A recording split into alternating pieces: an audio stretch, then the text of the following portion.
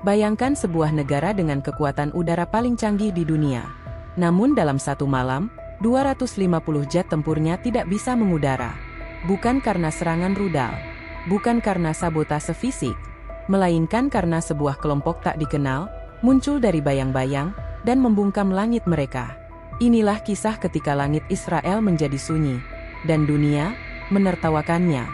Fajar menyingsing perlahan di atas langit timur tengah ketika pangkalan udara Ramat David bersiap menjalankan rutinitas hariannya. Suara langkah para teknisi menggema di sepanjang hanggar, pilot-pilot berpakaian lengkap berjalan cepat menuju kokpit masing-masing. Hari itu dijadwalkan sebagai simulasi latihan tempur terbesar sepanjang tahun. Namun, tepat saat hitungan mundur dimulai, layar-layar kendali di ruang kontrol mendadak padam. Operator panik. Semua sistem mati secara bersamaan, seolah waktu membeku di seluruh penjuru pangkalan. Komando pusat mencoba memulihkan kontrol, namun sistem utama tak merespons. Komputer navigasi pesawat mendadak menampilkan layar hitam dengan tulisan aneh dalam berbagai bahasa. Mesin jet tidak mau menyala. Sistem komunikasi antara menara dan pilot terputus. Sejumlah teknisi memeriksa satu persatu unit jet tempur, dari F-15 hingga F-35, tetapi hasilnya nihil. Tak ada kerusakan fisik. Hanya kesunyian elektronik yang menguasai ruang udara militer paling rahasia itu. Berita mengenai gangguan misterius di Ramat David segera menyebar ke pangkalan lainnya. Pangkalan Hatzrim dan Negev melaporkan kejadian serupa. Total 250 jet tempur Israel dalam keadaan tidak dapat terbang. Sistem digital mereka dikunci sepenuhnya, seolah-olah dikendalikan dari luar. Tidak ada alarm serangan, tidak ada sinyal peringatan. Dunia militer Israel yang dikenal tak tertembus, kini lumpuh dalam diam. Sebuah keadaan yang belum pernah terjadi dalam sejarah militer mereka. Ketika para jenderal berkumpul dalam ruang darurat, suasana penuh tekanan. Masing-masing bertanya hal yang sama, siapa yang bisa melakukan ini? Tidak ada ledakan, tidak ada peretasan yang terdeteksi. Hanya kekosongan sistemik. Yang lebih mengejutkan, layar kontrol utama di pusat komando tiba-tiba menyala kembali dan menampilkan pesan singkat. Langit ini bukan lagi milikmu. Kalimat itu muncul dalam huruf-huruf bercahaya, lalu hilang begitu saja. Seluruh ruangan terdiam. Tak seorang pun berani berbicara. Pemerintah Israel segera mengaktifkan status siaga penuh, namun langkah itu terlambat. Media internasional mulai memberitakan insiden ini secara besar-besaran. Mereka menyebutnya sebagai hari tergelap kekuatan udara Israel. Media Eropa menjulukinya Skylock Day, hari ketika langit Israel terkunci.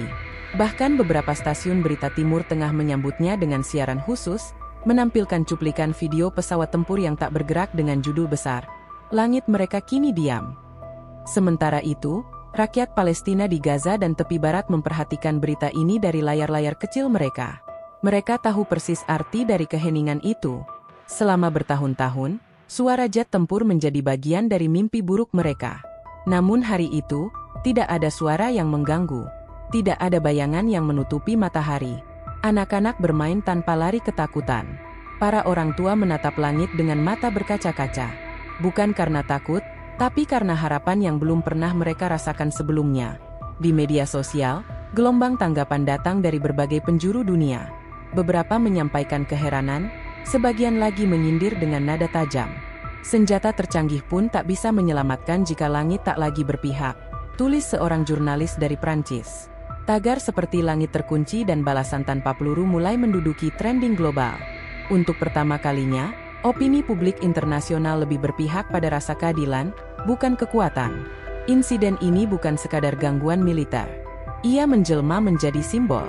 Sebuah pengingat bahwa bahkan kekuatan terbesar pun bisa dibungkam, bukan dengan rudal atau senjata, tapi dengan satu hal sederhana, hilangnya kontrol.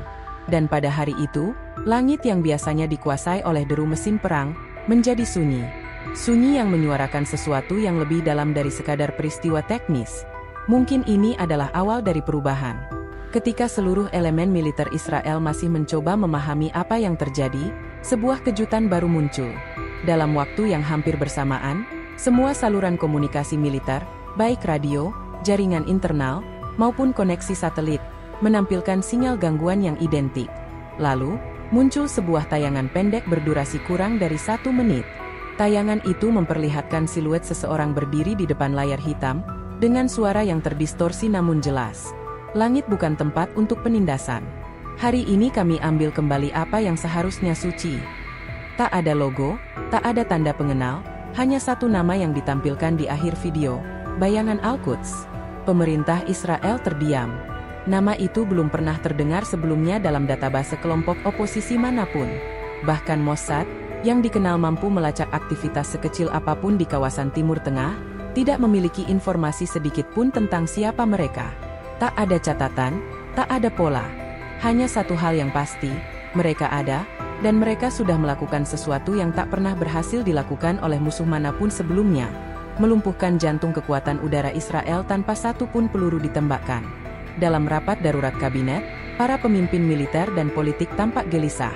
Sejumlah jenderal menyebut insiden ini sebagai bentuk perang generasi baru, di mana teknologi dan simbolisme menggantikan kekuatan senjata. Perdana Menteri menyatakan dalam pidato singkat bahwa Israel sedang diserang oleh musuh tak terlihat. Namun publik tidak sepenuhnya yakin. Mereka lebih takut pada ketidaktahuan daripada pada ancaman itu sendiri. Bagaimana bisa negara dengan sistem keamanan digital terbaik di dunia bisa dilumpuhkan dalam hitungan menit? Sementara itu, di dunia maya, kelompok bayangan Al-Quds mulai menyebar pesan-pesan mereka. Dengan desain visual yang rapi dan penuh simbol perlawanan, mereka mengunggah video dan kutipan yang menggugah. Salah satunya berbunyi, "Kami tidak menghancurkan mesin perangmu. Kami hanya mematikan suaranya agar kamu bisa mendengar suara yang kamu bungkam selama ini." Ribuan komentar membanjiri unggahan itu. Banyak yang memuji kecanggihan dan makna dari aksi mereka. Namun lebih dari itu, dunia mulai menyadari bahwa ini bukan sekadar sabotase. Ini adalah bentuk perlawanan yang belum pernah terjadi sebelumnya. Di Gaza, suasana semakin emosional. Bukan karena ada ledakan atau kehancuran, tapi karena tidak ada sama sekali. Malam itu, langit tetap sunyi. Tak ada pengawasan udara, tak ada suara drone.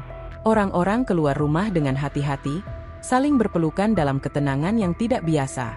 Seorang ibu di Han Younis berkata kepada wartawan, "Untuk pertama kalinya, aku bisa menidurkan anakku tanpa berkata, jika ada suara keras, segera berlari ke bawah meja." Kalimat sederhana itu menyentuh hati jutaan orang yang menonton dari seluruh dunia. Lembaga-lembaga HAM internasional mulai mengaitkan kejadian ini dengan krisis kemanusiaan yang sudah berlangsung lama. Mereka menyebut bahwa kejadian ini bisa menjadi titik balik. Beberapa negara bahkan mengusulkan agar insiden ini menjadi pemicu evaluasi kebijakan luar negeri terhadap Israel. Tiba-tiba, peta geopolitik terasa mulai bergeser. Aksi diam-diam dari satu kelompok tak dikenal justru mampu mengguncang percakapan global yang selama ini mandek. Para analis dunia menyebut bayangan Al-Quds sebagai entitas yang melampaui batas nasional. Bukan sekadar kelompok militan atau hacker biasa, tapi sebuah gerakan yang tampaknya memiliki akses ke teknologi mutakhir dan pemahaman dalam soal simbol politik. Mereka tidak mengancam, tidak memaksakan ideologi, tapi menyampaikan pesan yang membangkitkan empati, bahwa kekuasaan yang terus-menerus menekan pada akhirnya akan ditantang, tidak dengan kekerasan, tetapi dengan kecerdasan. Israel mencoba merespons cepat. Unit siber militer diturunkan untuk melacak sinyal sumber video. Tapi semua jejak mengarah ke titik-titik kosong. Server di belasan negara, IP palsu, bahkan sinyal yang berasal dari satelit tua yang sudah tidak aktif secara resmi. Seolah-olah kelompok ini tidak berada di bumi yang sama. Para petinggi mulai menyadari bahwa lawan kali ini bukan sekadar pihak luar, melainkan entitas yang mampu bermain dalam bayang-bayang sistem itu sendiri. Beberapa pihak di Israel bahkan mulai mencurigai adanya infiltrasi dari dalam.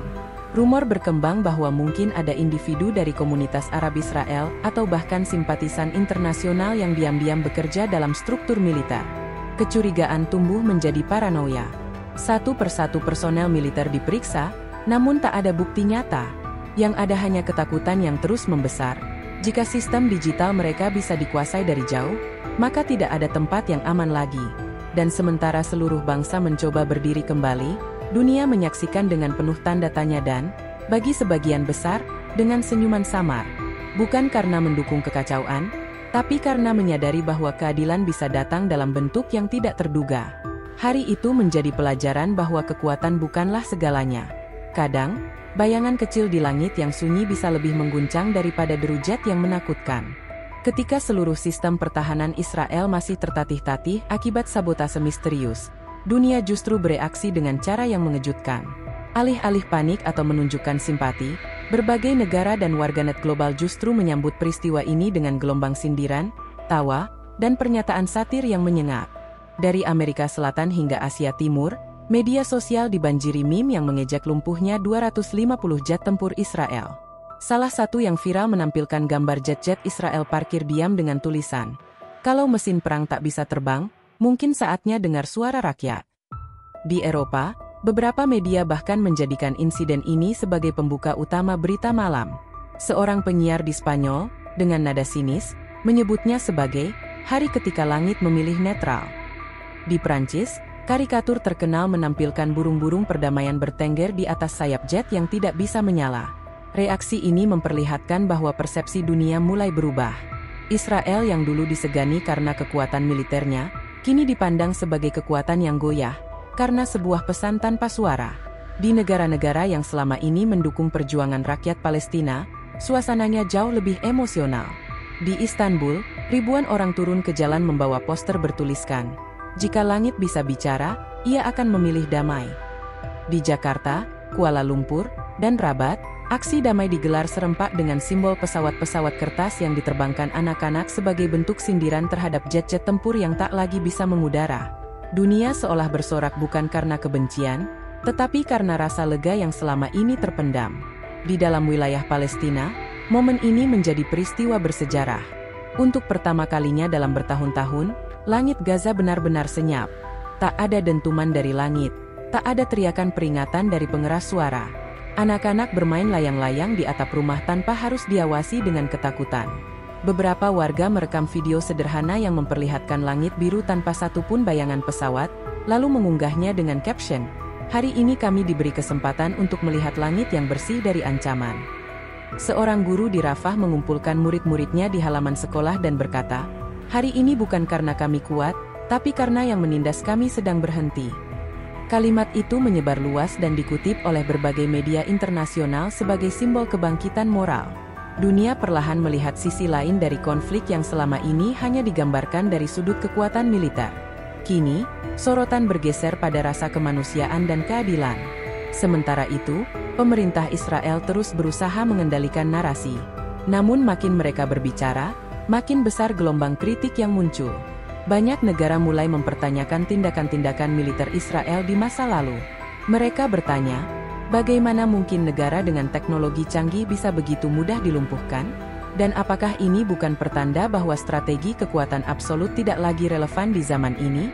Di tengah kekacauan tersebut, kelompok misterius Bayangan Al-Quds merilis pernyataan kedua.